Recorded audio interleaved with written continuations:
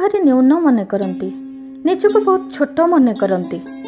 आम जन्म होकर आमर किसी लाभ ना, आम बंचिक आमर किसी मूल्य ना, आमर कौन से कम है ना, आम कहार को कम आसुचु, आम सबुठारु हिनीमानिया लोक, आम सबुठारु गरीब, आम सबुठारु छोट, एमिति कहीकि निज मन को से भाराक्रांत कर पकाती। से उद्देश्य आज मोर ये सत कथाटी। आज्ञा नमस्कार, मु सतकथा कार्यक्रम को आपण मानक स्वागत करुच्ची। ए सतकथाटी को लिखिंट सत्य चैतन्य, उपस्थापन मु प्रतिमा ओझा। आज सतकथाटीर विषय वस्तु हूँ तुमे भी किछि कम नुह। तुमे निजक एत हीन कहीं भावुच? ए विशाल संसार रे तुमे परा भगवान एक अंश। सारा जगतर दायित्व नहीं ईश्वर तुम कथा भी बुझुचंती। तुम भल मंद मुताबक समस्त खबर से रखिचंती, आवश्यकता पूरण करुछंती।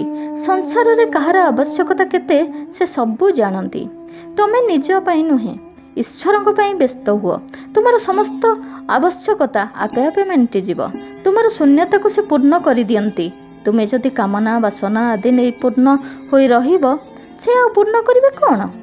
आम शरीर रे केश नख वर्ज्य वस्तु, ताहा बढ़ी गले कटा जीव।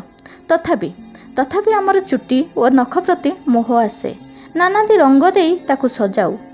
सेहीपरि ईश्वर जदि शरीर हुअन्ति, आमे तांकर गोटी गोटी अंग। आम समस्तଙ୍କ द्वारा ईश्वरंकर किछि ना किछि कार्य साधित हुए।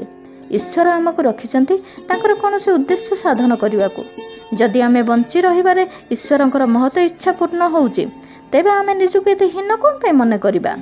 आज्ञा हाँ, एटा ही सत्य कथा। केबे भी निजको आपण माने हीन मन करंतु नाही। रहुची नमस्कार, जय जगन्नाथ। मो सत कथाटी आपण मानकु केमिति लागिला कमेंट रे निश्चय जणेबे।